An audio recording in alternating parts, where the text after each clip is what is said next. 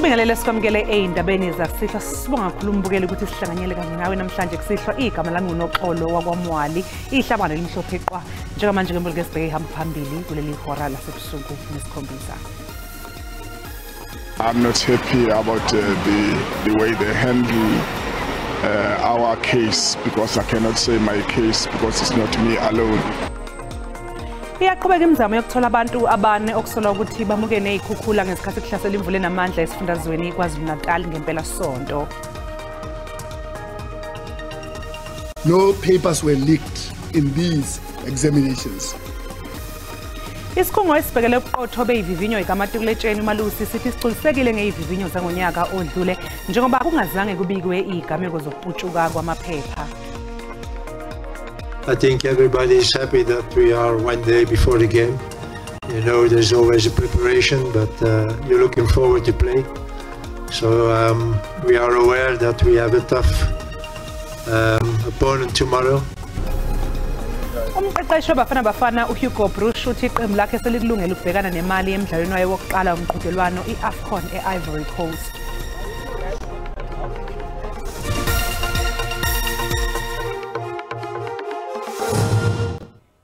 Iyaqhubeka imizamo yokuthola abantu abane okusolwa ukuthi bamuke nezikhukhula ngesikhathi kuhlasela imvula enamandla esifundazweni KwaZulu-Natal ngempela sonto. Kushone abayishumi nomuvo esifundazweni ngenxa yalezi zikhukhula. Iqhubekile imizamo yokuthungatha isidumbu somlisa oneminyaka engu-23 ubudala owamuka ngesikhathi ezama ukwela umfula eVerulem ngomgqibelo kusihlwa. Umndeni kalungisana enxebeni awugculisekile ngendlela olusingethwe ngayo uhlelo lokuthungatha izidumbu. I'm not about the way they handle our case, because I cannot say my case because it's not me alone and other people, you know. I ended up so their work this morning after I confronted one of their big men. Kusenjalo ithimba labatakuli liphinde lathungatha izithandani ezimuke nomfula wasothongathi ngomgqibelo kanti ke abangani nezihlobo abakwazanga ukuzibamba. Labo ke abakhahlanyezwe yizikhukhula sebeqalile ukubala umonakalo. I lost everything, food, appliances, furniture, everything, even clothing. So, yeah, in fact, it used to happen, but not like it happened now, whereby someone loses life. uMasipala weTheku uphezu kwemizamo yokubuyisela izinsiza emphakathini. Our teams are hard at work on the ground just to conduct those assessments, but also restoring services to our people so that their lives will come back to normalcy. uMasipala uthi bazobe beqaphe ngesolokhozi kuleli sonto njengoba kulindeleke ukuthi liqhubeke nokuyidliva. Undunankulu wesifundazwe iEastern Cape Oscar Mabuyane uthi unethemba lokuthi abafundi bakaMatric abazophumelela esifundazweni bazofika emaphesentini angama-80. Abafundi bebanga leshumi kunyaka u-2022 baphumelela ngo-77.2%. Oku kwabeka iphondo kwindawo yesihlanu xa kuthelekiswa namanye. Iphondo lithi iziphumo zalo azinayo kubuyela emva. Minister simlindele ngomdlakazi omkhulu ngolwesine besithe eyethu itarget ngu-80% sisitsho kobe sikhuphe results nangoku ndiqinisekile ngeke sibuye ngaphansi kuka-80% ngenxa yomsebenzi esiwenzileyo kodwa sawulindela uminister atsho achaze kodwa sinelo thembakazi elikhulu ba umsebenzi omhle siwenzile. Ukanti isikolo iUlwazi sithe qolo ukuphumelela emagqabini kwibanga leshumi susela iminyaka yelishumi eyadlulayo. Kunjalo nje sele iqalile inkqubo yokufundisa kwesisikolo. Si-management nesikolo siqiniseke into masiqale kuse-early kuba iintsuku zale term zincinci kakhulu. Uqiniseke ubana isyllabus yayigqiba ngoJune abantwana babe ready ngo-October November examination. Iphondo likwathi zonke izixhobo zokufundisa zobe sezisiwe kuzo zonke izikolo phambi kokuba zivulwe izikolo ngoLwesithathu. Abongile Yangiso kwiindaba ze-SABC eMdantsane. Isikhungo esibhekele ubuqotho beyivivinyo kaMatukuletsheni uMalusi sesimemezele ukuthi ingakhishwa imiphumela kaMatukuletsheni yangonyaka odlule ezikoleni kahulumeni nezimele. uMalusi uthi awekho amaphepha aputshukile kodwa kukhona ukukhathazeka. Papers were leaked in these examinations. Bangaphezu kwa-1.1 million abafundi ababhale izivivinyo zikaMatukuletsheni nyakenye. Izitifiketi zomgunyathi abakopelayo okunye okube izinkinga. Kube nokukhathazeka ngamaphutha emaphepheni amaningi nokube nomthelela kumamaki abafundi. uMalusi is seriously concerned about the group copying cases that have been detected by the DBE in 2023, which involves 945 national senior certificate candidates. These cases are not yet resolved because the numbers are still being verified. Usihlalo walesikhungo uSolwazi yanosiphaleni umemezele ukuthi imiphumela isingakhishwa. The examinations were administered largely in accordance with the regulations pertaining to the conduct, administration and management of the National Senior Certificate examinations. The irregularities identified during the writing and marking of the examinations were not systemic and therefore did not compromise the overall credibility and integrity of the November 2023 National Senior Certificate examinations. Umnyango wemfundo yesisekelo uthi lokhu kucaba indlela yawo yokukhipha imiphumela. On Friday, candidates will be able to collect their statements of results from the center where they set for the examinations. But the minister on Thursday evening will announce the pass rate for the nation and of course for the provinces. Bashayelwe ihlombeke bonke ababambe iqhaza kulolu hlelo. Kwabanye abazali babafundi kusenzima ukutholela izingane zabo izikhala zokufunda kulonyaka futhi ke sebekhethe ukubuthana ngaphandle kwamahhovisi omnyango wezemfundo ePietersburg ePulukwane ukuyozwa kabanzi ngalenkinga kanti ke abafundi abathintekayo habe banga lokuqala kanye nelesishiyagalombili.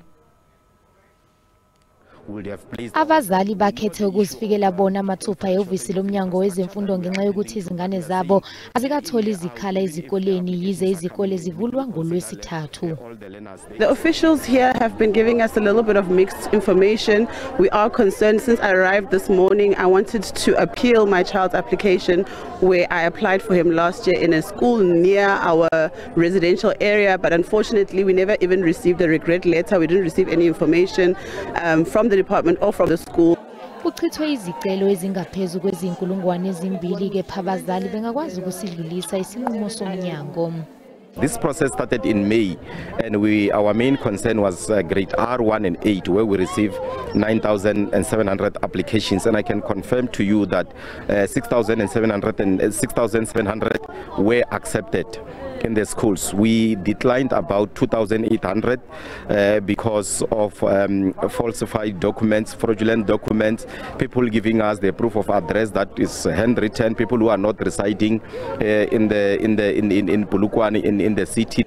Kusenjalo ihhovisi laseLiphalale kanye naseTzaneen ahlangabezana nenselele efanayo. Iqembu iDemocratic Alliance lithi ayigcolisi impendulo elithole kubaphathi behhovisi leNSFAS eWestern Cape. Ekseni namhlanje amalungu obuholi beDA buvakashele emahhovisi eNSFAS enkabeni yedolobha eKapa ngenhloso yokuhlola ukuthi leli hhovisi lesikhwama soxhaso labafundi selikulungele yini ukuqalisa umsebenzi walo ngaphambi kokuvula kwezikhungo zemfundo ephakeme kulonyaka.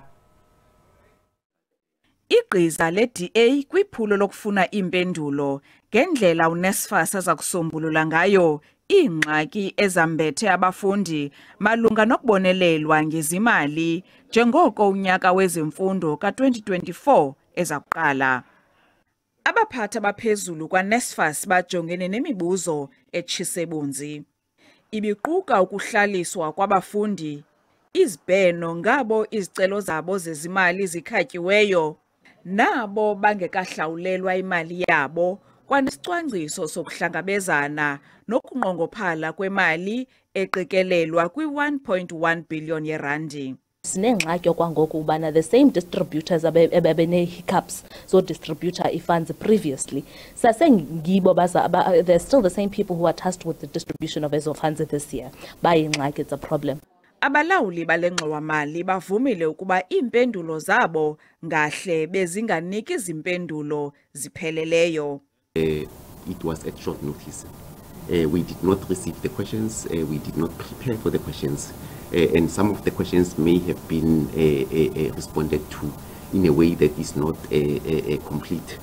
Eli qela limemele likomiti engukhala kwezemfundo ephakamileyo ukuba ingenelele ibize uNSFAS ezepalamente azokunika ingcombolo ngokulungela kwakhe unyaka wemfundo ka-2024. Dingilulama Amatya weendaba ze-SABC eKapa. Mbukelisa siqhu ngapha ngaseyitolo kanti bangabe sibuya sokuphathela udaba oluthi if this court release you on bail and then it happens that you go to Botswana, we must go and look for you at which address in Botswana. Sizokwethula ngolesihlanu isinqumo esicelweni sebhayili sika Agnes Sithwanso nosolwa ngokubulala umshana wakhe ukuze ahlomule emalini yomshwayilense. Sikubingelela siphinde sikwamukele mbukeli mangabe usanda kungena udabeni oluphambili besibike ukuthi iyaqhubeka imizamo yokuthola abantu abane okusola ukuthi bamukene nezikhukhula ngesikhathi kuhlasela imvula enamandla esifundazweni KwaZulu-Natal ngempela sonto. Mbukeli asikhumbuze ukuthi lezi ndaba zikhona ku YouTube na ku SABC Plus ungena nje kuyo uyicinge ngamagama athi SABC Izindaba na kanjani ke uzosithola. Inkantolo yamantshi yaseMulopo eMahikeng esifundazweni North West izokwethula isinqumo ngolesihlanu esicelweni ke sebhayili sika Agnes Sithwanso nosolwa ngokubulala umshana wakhe ukuze ahlomule emalini yomshwayilense.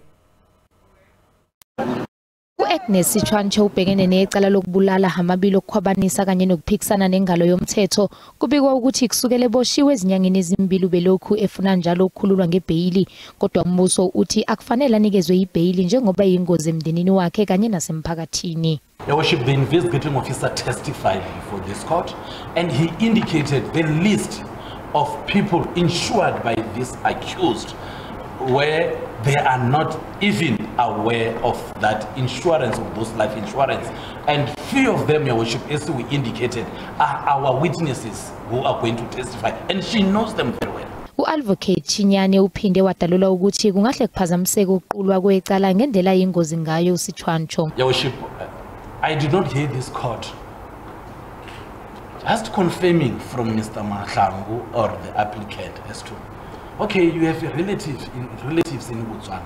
Where in Botswana? If this court releases you on bail and then it happens that you go to Botswana, we must go and look for you at which address in Botswana.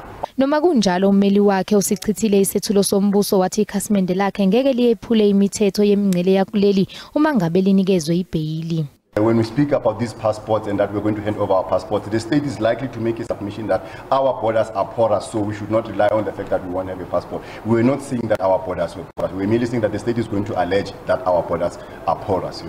Umbuso uthi uzimisele ngokudlulisela ukuqulwa kwaleli icala enkantolo ephakeme yase North West kulonyaka. Abahlaziyi bezombusazwe sebexwayise ngobungozi beyinkulumo eyingabazi uqotho bekhomishana yezokhetho kuleli. Umhlaziyi wezombusazwe uAmanda House uthi izinkulumo ezingabaza ubuqotho bendlela yokusebenza kwekhomishana yezokhetho ziyingozi kakhulu.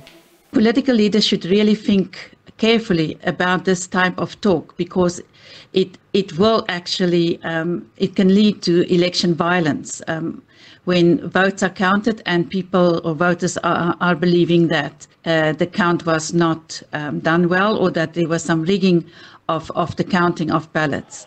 Lokubuza emva kokuphawula kwayengumengameli we-ANC uJacob Zuma nowayengunobhala jikelele waleli qembu eSmagashule. uZuma wabuza ukuthi kungani ivoti liyimfihlo nokuyindlela naye avotelwa ngayo ukuze abe ngumengameli wezwe. Mhlambe kofuneka sishintshe indlela yokuvota. Yini lento ukuvota kuyimfihlo engaziwa muntu bese kuyobalwa ngale.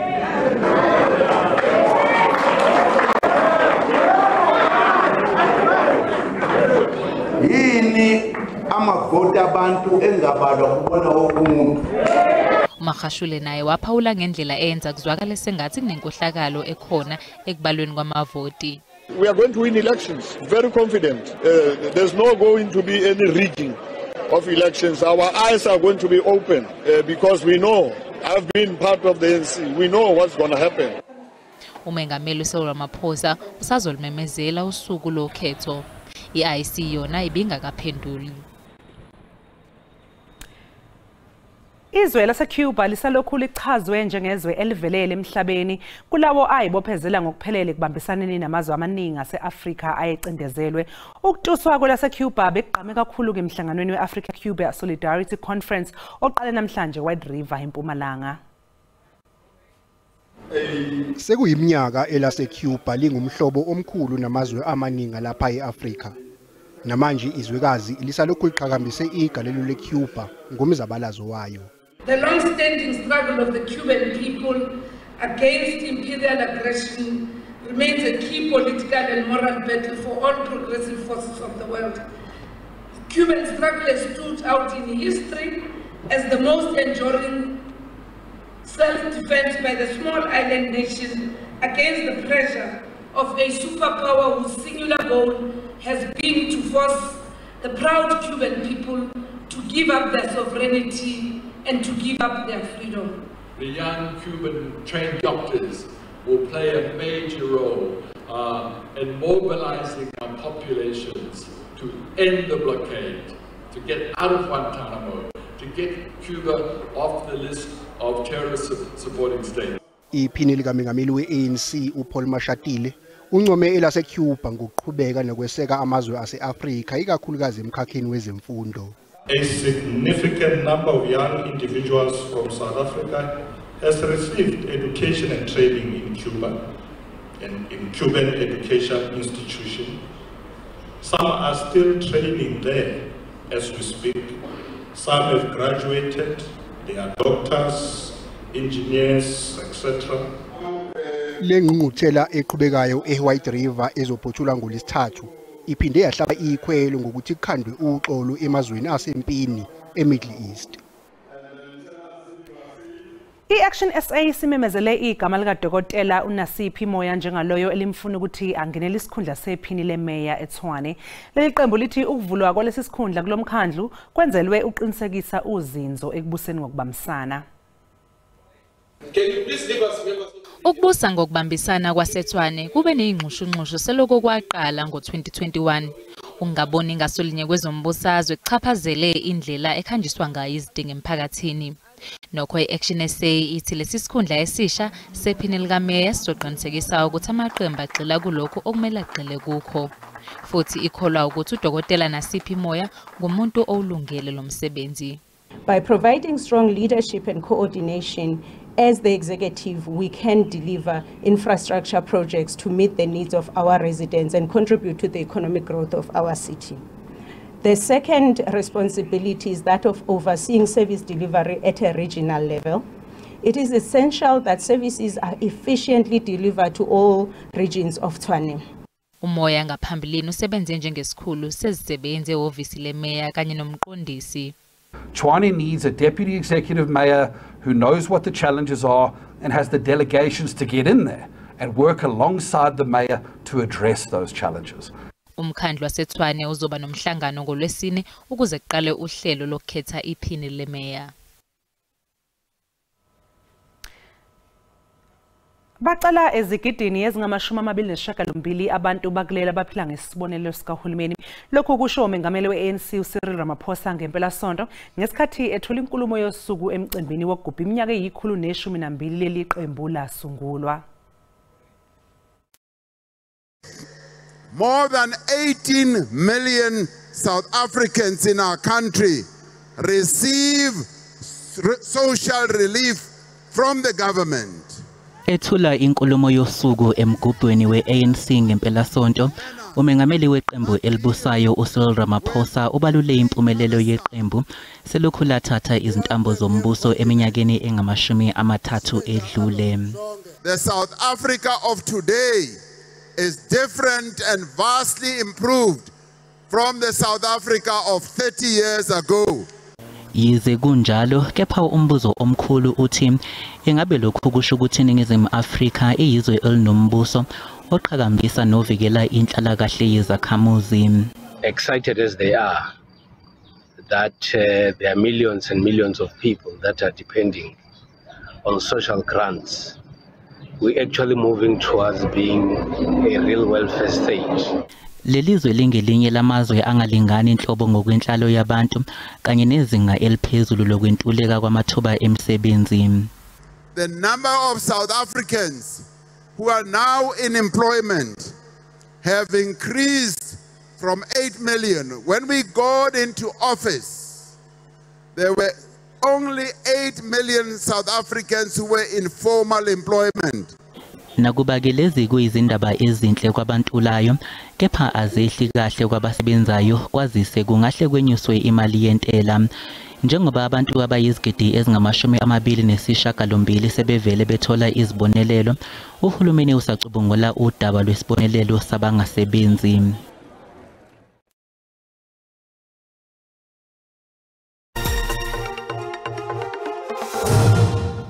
Kanti ke mbukeli kwezemidlalo umqeqeshi wabafana uHugo Broos uthi iqembu lakhe selikulungele ukubhekana nemali emidlalweni wayo wokuqala womqhudelwano iAfcon eIvory Coast.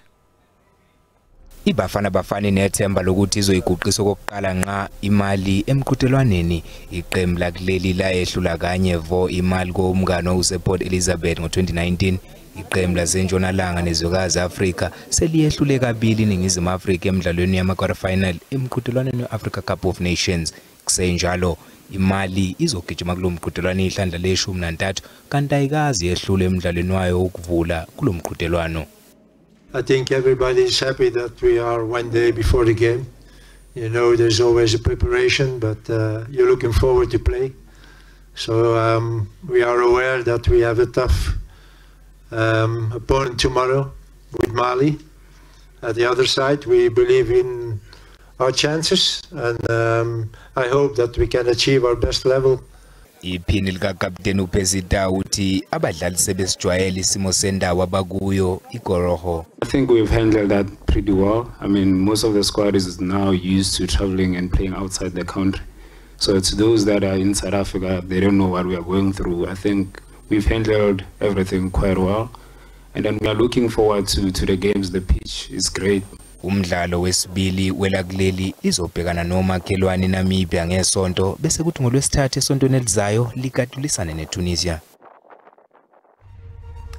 Izwe elivikela isicoco seAfcon iSenegal liguqise iGambia ngamagoli amathathu eqandeni emidlalweni weqoqo uC. Ake sibheke njengembukela amazwibela lomdlalo. Getting into the box. This is the second time that they are attempting to go into the box. Simply tells you that there we go.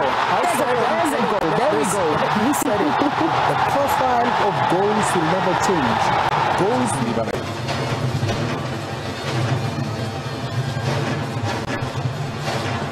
He's in here, Jackson. Chance to make it through. To Camara. And Camara finds the back of the net with an absolute beauty. Lovely goal. It really was, and that's a double. Looking forward to Cisse. That's well cut out by Jacobs. And the referee has seen enough, and he's blown for full time. And the defending champions have started the defence of their campaign. Kanti ke mbukeli komunye umdlalo oqhubekayo lapha ku SABC 3 iGuinea ihamba phambili ngegoli elilodwa eqandeni emidlalweni wayo neCameroon.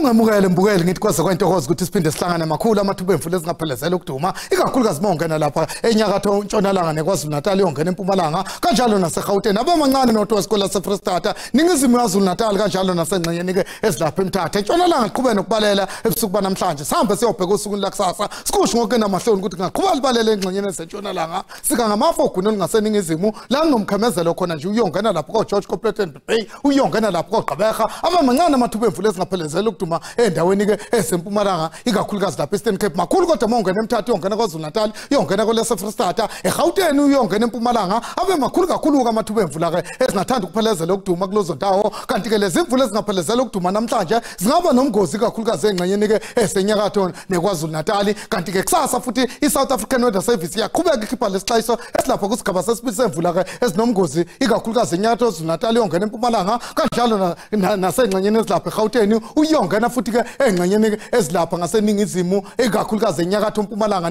neNorthern Cape ngisho ngithi ke mawubheka amazinga okushisa ngivumele ngisho ngithi ke lithanda ukuba phakathi okanye lifutmele kamnandi enkabeni futmale ngamandla mawungena ke endaweni ezingasogwini lithande nje ukubanda kodwa mawungena ke ikakhulukazi lapha koSutherland kanti ngokubamba enhlamvelanga kusasa so lindele ukuthi iqhubeke nje lishisa kuzo zonke indawo ezingapha ngasentshonalanga nokho lifutmale mawungena kanye ngogugu lethu lapha Eastern Cape lithande nje ukuba phakathi ukuthi ukubanda eMthatha kanti ke lapha KwaZulu-Natal libe phakathi nje lifutmale kodwa ngasenyakatho lifutmale naseGauteng uyongena ke engxenyeni esenyakatho mbukeli ngicela ungivumele ngithi ke ngiyayithatha indawo benobusuku obuhle